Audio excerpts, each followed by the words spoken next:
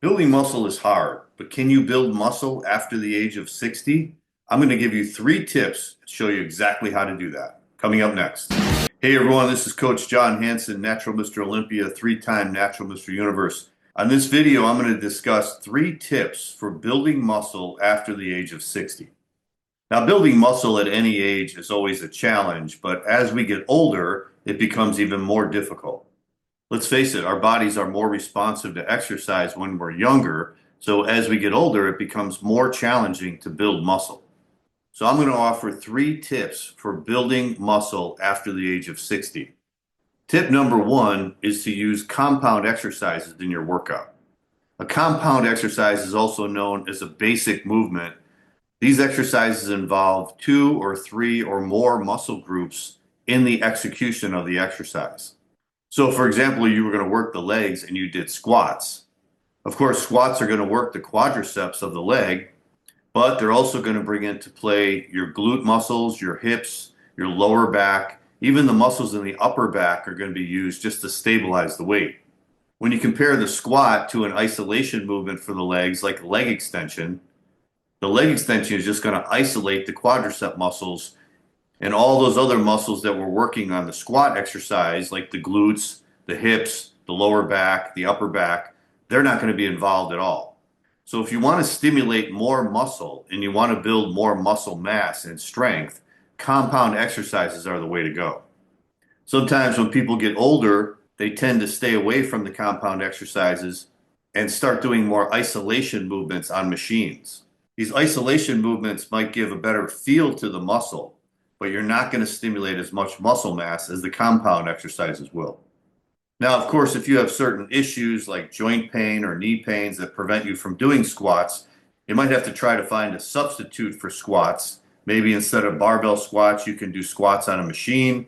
Maybe you can get away with doing them on a Smith machine, or even maybe you could just do goblet squats holding a dumbbell in front of you. The point is to always incorporate some kind of compound exercises into your workout routine. By training the bigger muscle groups in conjunction with other muscle groups, you will be stimulating more muscle mass. Studies have also shown that the body produces more of its natural testosterone when you do compound movements. Exercises like squats, deadlifts, barbell rows will force the body to produce more testosterone on its own because of the work involved in these exercises. I've worked with many clients who either were not doing any weight training at all, or they were using more of a machine-based workout program. And when I switched their exercise routine around to include more compound movements, especially with barbells and dumbbells, if they were able to do that, it really helped to change their physique. Now, compound exercises are obviously much tougher to do, but that hard work will pay off in the form of increased muscle mass and strength. So if you're currently doing a workout routine in which you're using more machines, cable movements, and a lot of isolation exercises, I would suggest that you change it up and start adding a lot more compound movements. For the legs, always try and do some type of squatting movement. When you're training the hamstrings, always include a stiff-legged deadlift movement, which will work your hamstrings, your lower back, and your glutes. For the back, basic rowing movements like barbell rows, dumbbell rows, T-bar rows are great exercises for stimulating more muscle mass. And for the chest, I love doing exercises like the bench press, incline presses, dips. These movements will not only train the chest muscles, but they're also going to bring into play the front deltoids and the triceps. Now, again, of course, if certain movements cause you pain or discomfort, like if you can't do the bench press because of shoulder problems, then try to do dumbbell bench presses. Or maybe you can get away with doing incline presses. But always keep in mind that compound exercises are the key to developing more muscle mass and strength, no matter what your age is. All right, my second tip is to make sure you get enough recuperation with your training program. So many people out there believe more is better. And when they're trying to get in shape, they try to rush the process by training every day. I can't tell you how many consultations I've done with people who are trying to improve their physiques. And when I ask them how many days a week they're training, they say every single day of the week. Of course, your body is only growing when you're taking days off to recuperate. The whole process of muscle growth is to break the muscle tissue down with exercise and then give it enough rest so it can recuperate and grow stronger and bigger than before. Even if you're doing a training routine where you're doing different muscle groups each day, it's still important to have a couple days off from the week where you're doing no weight training whatsoever. The reason for this is that if your training is intense enough and you're using weights that are heavy enough to limit you to 8 to 12 reps per set, you're not only training the muscular system, you're also affecting the nervous system. If you're pushing your body that hard every day, your nervous system is soon going to get overwhelmed and your body won't be able to recuperate enough to grow muscle tissue. I've also found in my workouts that after 2 or maybe 3 days of heavy, hard workouts, my body's exhausted. If I try to come in for 4 or 5 days in a row, I can feel my level of intensity go down because my body's just not recuperated enough. So I would recommend when you set up your training program, only train 2 or 3 days in a row before taking a day off. If you're on a basic routine where you're training your full body in one workout, you should schedule 3 workouts a week with a day off in between each workout. If you're using more of an intermediate type of training where you're splitting your workouts between upper and lower body, make sure you take a day of rest after training 2 days in a row.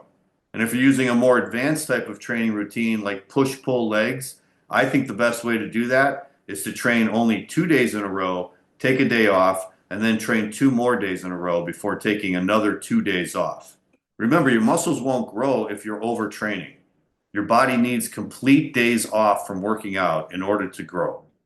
Also, when it comes to recuperation, make sure you're not doing too many sets per muscle group. If your workout is set up so you're doing 20 or 30 sets per body part, that's way too much volume for your body to grow. You'd be much better off cutting those sets in half by doing an average of 3 working sets per exercise and limiting the number of exercises from 2 to 5 per muscle group, depending on the size of the body part. So again, if your training routine is set up where you're doing a lot of sets, make sure you cut those sets back. That way your workout will be a lot more effective and you'll be able to recuperate much better and stimulate more muscle growth. All right, my last tip on how to build more muscle after the age of 60 is don't overdo your cardio exercise. Now, we all know cardio is a great way to get leaner. When done properly, cardiovascular exercise will burn stored body fat for energy. It's also a great way to burn extra calories and to keep your body fat in check. However, if you do too much cardio, it can actually hold you back from growing more muscle. Building muscle is all about tearing down that muscle tissue with exercise and then giving it enough recuperation and providing it with the proper macronutrients that it needs to grow. Even if you're trying to lose body fat or at least remain lean while you're building muscle, following the right amount of macros is really the key to building muscle while staying lean. Now, cardio exercise can definitely help in your goal, but this is in addition to the proper macronutrients.